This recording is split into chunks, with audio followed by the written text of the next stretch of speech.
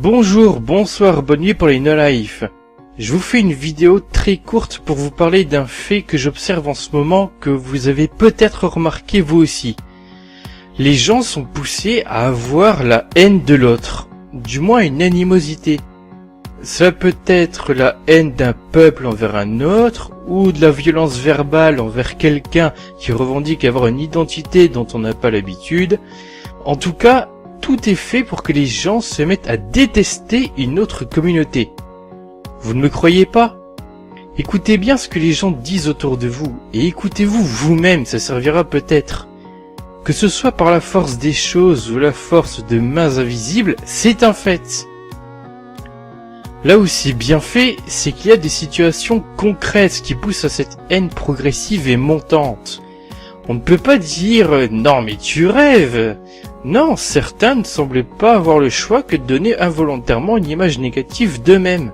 Réfléchissez un peu, vous trouverez un exemple. Des raisons sont données pour la méfiance. Du coup, moi ce que je crains réellement, c'est pas tant l'autre, même si l'expérience ne m'a pas encore vraiment poussé à ça. Ce que je crains, c'est une généralisation et une normalisation de cette haine. En fait, on dirait qu'un jour, il sera considéré comme moral le fait de se méfier de l'autre de manière instinctive avec des préjugés. En fait, disons à la limite qu'avoir des préjugés sera moral. De qui est-ce que vous vous méfiez le plus en ce moment? Selon la réponse, il faudrait aussi se demander, mais comment on en est arrivé là? Ok, on peut se dire que c'est voulu, mais dans ce cas, ça veut dire qu'en se bouffant la gueule entre nous, on ne bouffe pas celle de certains qui méritent réellement une haine des peuples. Et c'est en ça qu'on peut se dire que c'est programmé. En tout cas, ça doit bien en arranger certains, hein. L'année dernière, j'avais fait une parodie qui s'appelait What the Crap. Pour ceux qui l'auraient vu, est-ce que vous vous souvenez un peu de la vidéo que j'avais traitée? Quelqu'un avait dit dans les commentaires qu'il y avait de moins en moins de personnes comme le gars que l'on voit dans la vidéo. Mais en fait, si ça se trouve, c'est le contraire. Bon, peut-être qu'on ne deviendra pas dans le même genre que lui, peut-être que ce sera plus subtil, mais peut-être que ce sera plus dangereux du coup, vu qu'on va plus difficilement se rendre compte. Et tant que j'y suis, il y a un truc qui peut potentiellement ne pas plaire au système. Une organisation entre les gens du peuple. C'est-à-dire des gens qui se regroupent, qui s'organisent et qui arriveraient carrément à créer un système dans le système, à défaut d'arriver à détruire ce qui existe déjà. Du coup, imaginez un peu ça. Certaines situations seraient produites volontairement pour nous empêcher de faire ceci. Ce serait une raison de pourquoi ça arrive. En tout cas, une des conséquences est que ça couperait les bras de personnes courageuses, et du coup admirable pour cette raison accessoirement, qui essaieraient de créer quelque chose de collaboratif. Un truc qui pourra avoir une organisation comme elle le souhaite en interne. Mais non, pas une secte. Qui c'est qui a dit une secte?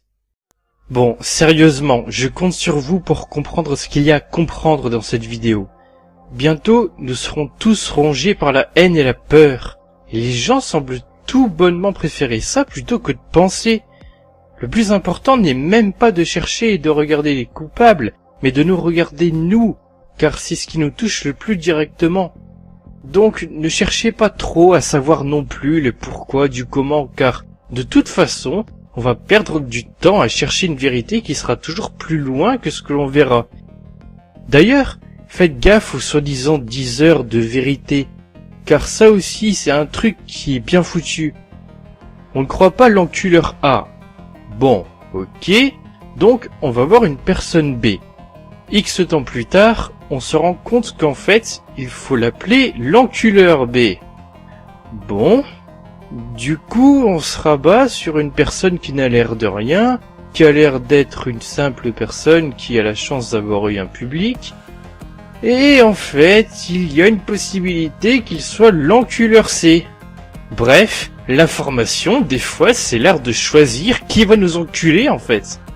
Franchement, des fois, on ne fait que choisir notre propagande. Et tout ça pour apprendre quelque chose qui ne nous sera pas directement utile. Vous voyez pourquoi je vous dis qu'on perd du temps? En fait, quand on y pense, l'information, c'est un peu une variante de la politique officielle. Bon, je crois que j'ai tout dit pour cette fois. J'ai une autre idée de vidéo sérieuse, donc j'espère faire la vidéo bientôt. Même s'il s'est déjà passé 3 mois entre la première version de cette vidéo et celle-là. Elle sera sûrement glissée entre 2 vidéos connes, donc en attendant, je vous dis salut et à la prochaine.